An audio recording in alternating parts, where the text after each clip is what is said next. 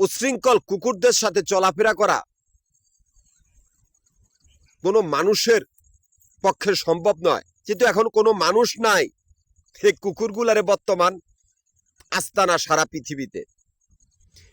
আমি অসুস্থ যদি না হতাম, এতগুলো অজাত কুকুরের ব্যবহারিক শিক্ষা সম্পর্কে অবগত থাকতে পারতাম না।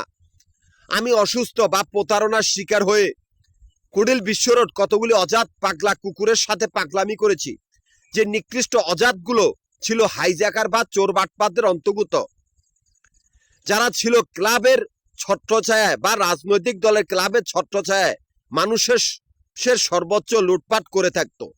এমনকি এরা ছিল ফাপরবাজ। এরা ফাপরবাজির মাধ্যমে নিরীহ লোকের সর্বোচ্চ সব কেড়ে নিত।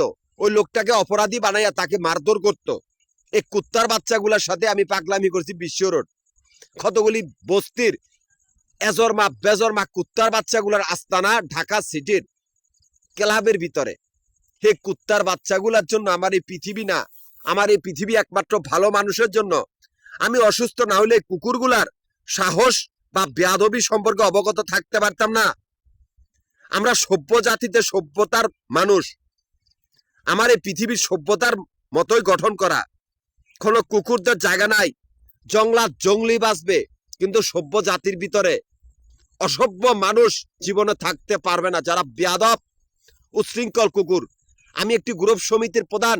সেই সমিতির সদস্যগুলা মারা যাবার পরে একদল কুকুর আমার জরুরি কাগজপত্রগুলা চুরি করেছে।